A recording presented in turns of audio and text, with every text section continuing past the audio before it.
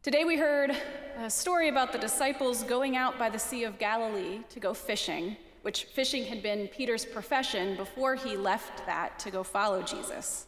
So they're back on the water and they're fishing, except they catch 0 fish. Then a stranger on the shore tells them to lower their nets on the other side of the boat, as if the sea there is any different than on the first side. But when they do that, they end up catching so many fish that they can barely pull them in. At this point, someone tells Peter that that stranger instructing them from the shoreline is Jesus.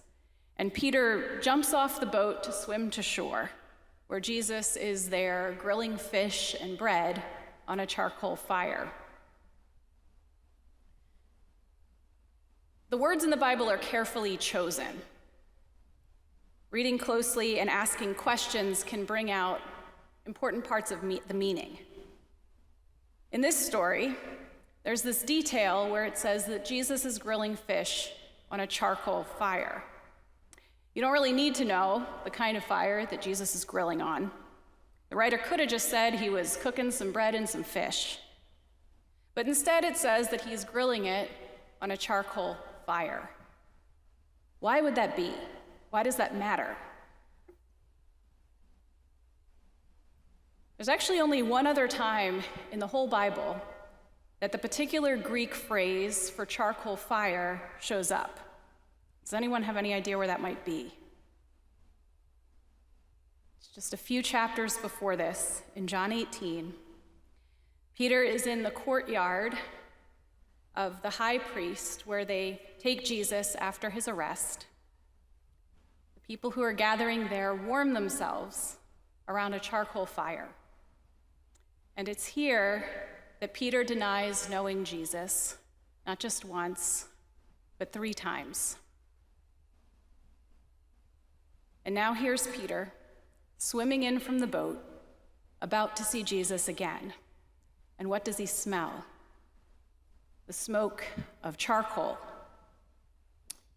If you've been around a campfire, you know how that smell of the smoke lingers and stays with you afterward. You probably have smells from your own life that bring you back to another time or place, smells that change your mood or your perspective. Peter would smell that smoke and remember his past mistake, his denial of the person who he loves the most. That memory would be with him. It would come back to him in a visceral way. Memories stay with us. Our bodies remember. And yet here Jesus is feeding Peter fish that he helped Peter catch on the shore. Fish that Peter, you would have expected to have been able to do on his own, but he couldn't. And here Jesus is feeding them to him. There's a charcoal fire to cook these fish.